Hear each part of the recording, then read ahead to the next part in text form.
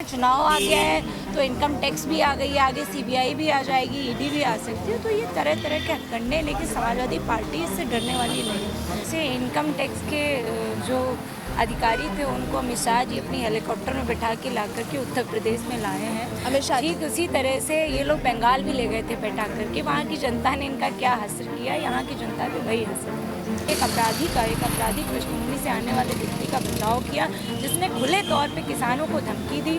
उसके बेटे ने किसानों को अपनी जीप से रौंद दिया, फिर भी भारतीय जनता पार्टी के नेताओं ने उसका बचाव किया और उसका इस्तीफा नहीं ले पाए। तो ये कहीं ना कहीं भाजपा का ये चरित्र दिखा रहा है कि अपराधियों को बचाने का काम करते हैं, अपराधियों को संरक्षण देने का काम। बड़ा आगरा लखनऊ एक्सप्रेस वे दिया, पूर्वांचल एक्सप्रेस वे दिया आम जनता के चलने के लिए, रास्ते आसान करने के लिए, महिलाओं को वृद्धा और विधवा पेंशन दी, कन्याओं को कन्या विद्याधन दिया और साइकिल दी। हेल्थ और हाइजीन को देखते हुए उन्होंने कई महाविद्यालयों में और कई विद्यालयों में सैनिटरी नैपकिन की मशीनें लगवाई। स्वास्थ्य को देखते हुए हौसला पोषण मिशन जैसी योजना आदरणीय अखिलेश जी ने दी। नमस्कार, आप देख रहे हैं 4 PM और मैं हूं आपके साथ निधि मिश्रा। आप सभी जानते हैं कि 2022 के विधानसभा चुनाव बेहद नज़दीक हैं। कैसी गहमा गहमी है चुनावी माहौल को लेकर, ये भी सामने आ गया है। हर दिन नए नए विवाद, नई नई चीज़ें सामने आ रही हैं, जहां पक्ष विपक्ष में लगातार बयानबाजी हो रही है। तो वहीं आपको बताते हैं, इस वक्त की जो बयानबाजी गरमाई हुई है उत्तर प्रदेश में, वो बीजेपी और सपा के बीच। जिस तरह से बीजेपी ने सपा के अखिलेश यादव के कुछ करीबियों पर इनकम टैक्स के छापे, आयकर विभाग के छापे, इस तरह की जो छापेमारी करवाई है या की है या कोशिश की है, उसे लेकर सपा के कार्यकर्ताओं का क्या कहना है, आइए जानते हैं। हमारे साथ मौजूद हैं यहाँ पर नेहा यादव। पहले तो आपका बहुत बहुत स्वागत है हमारे चैनल पर।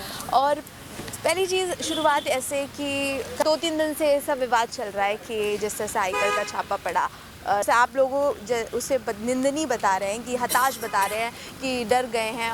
और जो बोर्ड जो है वो काफ़ी क्रिएटिव बोर्ड है, उस बोर्ड के बारे में कैसे, किसने किया और इसका क्या मतलब? देखिए, जब से भारतीय जनता पार्टी की सरकार बनी है, इनके पास जनता के पास जाने के लिए कोई मुद्दे नहीं है, कोई उपाय नहीं है। भारतीय जनता पार्टी को उत्तर प्रदेश की जनता ने पूर्ण रूप से नकार दिया है। इसके लिए इसी कारण ये तरह तरह के हथकंडे अपना रहे हैं। अब उत्तर प्रदेश में चुनाव आ गया है तो इनकम टैक्स भी आ गई है, आगे सीबीआई भी आ जाएगी, ईडी भी आ सकती है। तो ये तरह तरह के हथकंडे, लेकिन समाजवादी पार्टी इससे डरने वाली नहीं है। समाजवादी पार्टी के जिम्मेदार नेता, जिम्मेदार प्रवक्ता आदरणीय राजीव राय जी के घर पे छापेमारी हुई और 17,000 रुपये मिले। तो कुछ नहीं मिल रहा है इनको। हमारे नेता ईमानदार हैं, हमारी पार्टी का एक एक कार्यकर्ता ईमानदार है और भारतीय जनता पार्टी को डर सता रहा है 2022 में।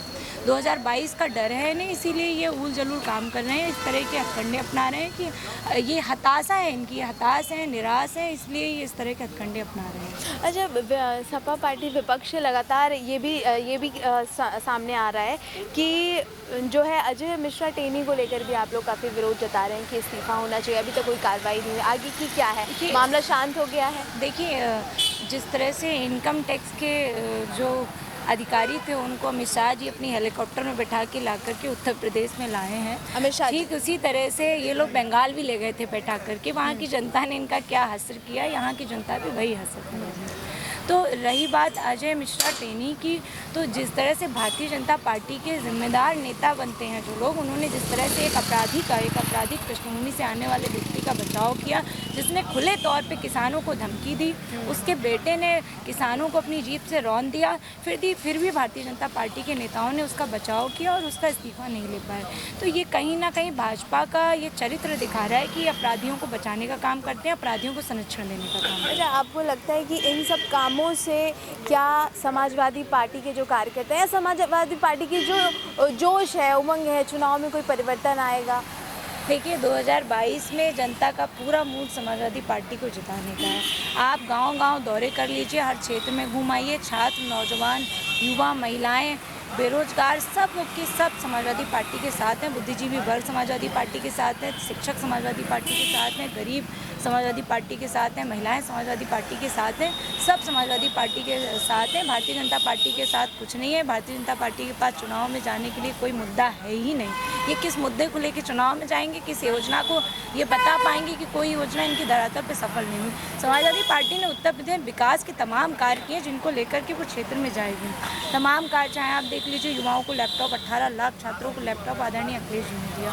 उनका विज़न और मिशन, इतना बड़ा आगरा लखनऊ एक्सप्रेस वे दिया, पूर्वांचल एक्सप्रेस वे दिया आम जनता के चलने के लिए, रास्ते आसान करने के लिए, महिलाओं को वृद्धा और विधवा पेंशन दी, कन्याओं को कन्या विद्याधन दिया और साइकिल दी। हेल्थ और हाइजीन को देखते हुए उन्होंने कई महाविद्यालयों में और कई विद्यालयों में सैनिटरी नैपकिन की मशीनें लगवाई। स्वास्थ्य को देखते हुए हौसला पोषण मिशन जैसी योजना आदरणीय अखिलेश जी ने दी। भारतीय जनता पार्टी ने इन सभी योजनाओं को बंद करने का काम किया, इसलिए जनता हताश है, इनसे नाराज है और इन्हें ये जाए तो क्षेत्र में ये जाए तो और तमाम जगह गए हैं, इनका क्या हासिल किया जनता ने ये भी जानते हैं। और 2022 में जनता वोट के माध्यम से इनको हराने वाली है और समाजवादी पार्टी को जिताने वाली है। अच्छा, जिताने वाली, जैसे कि आपके राष्ट्रीय अध्यक्ष अखिलेश यादव ने ये बयान दिया है या कहा भी है कि 400 सीटों के पार जाने वाले हैं, जो एक व्यक्तिगत राय आपकी क्या है कि कितने सीटों के पार? देखिए, समाजवादी पार्टी के राष्ट्रीय अध्यक्ष जी ने जो कह दिया है, जनता उसको पूरा करेगी। तो आप लोगों को भी लगता है कि 400 और जनता 400 के पार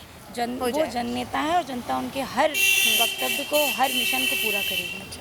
ठीक है, तो अब लेकिन 400 आंकड़ा दे दिया है, विपक्ष के लिए कुछ भी नहीं छोड़ा, शायद 3 सीटें बच रही हैं। 3 सीटें बची है ना जो विपक्ष के लिए है, विपक्ष में रहेगा। आपको आगे की रणनीति कैसी रही, क्योंकि रैलियों का जो सैलाब है वो हम देख रहे हैं लगातार कि किस तरह से रैलियां लगातार पूरे प्रदेश में हो रही हैं, विजय रथ जो निकला है, और ये बात क्या सचमुच सच है कि सपा कार्यकर्ताओं में ये कि जब जब ये विजय रथ निकलता है, विजय की तरफ आगे बढ़ता है, ऐसा सचमुच है? देखिए, समाजवादी पार्टी के साथ आम जनता है, गरीब है, नौजवान है, छात्राएं हैं, महिलाएं हैं, हर एक गांव गरीब का बच्चा व्यक्ति समाजवादी पार्टी के आस-पास हैं। और समाजवादी विजय रथ यात्रा में आप देख सकते हैं किस तरह से आम जनता की भीड़ उमड़ पड़ी है आदरणीय अखिलेश जी को देखने और सुनने के लिए।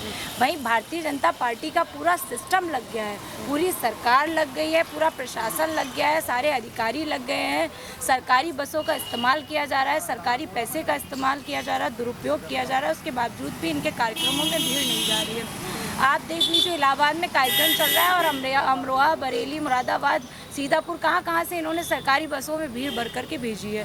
तो ये लोग सरकारी मशीनरी का दुरुपयोग कर रहे हैं, उससे भीड़ इकट्ठा करने का प्रयास कर रहे हैं, फिर भी इनको जनता नकारी। क्या क्या लालच दे के भीड़ बुला रहे हैं, आप खुद ही वीडियो सुन रहे होंगे। किसी को नौकरी का लालच दे रहे हैं, किसी को साड़ी बांटने का लालच दे रहे हैं, किसी को कुछ का लालच दे करके ये भीड़ इकट्ठी कर रहे हैं। अच्छा, निषाद समाज का जो निषाद समाज था, बड़े लेवल पर जो है जुड़ा था बीजेपी से और गठबंधन की तैयारी थी।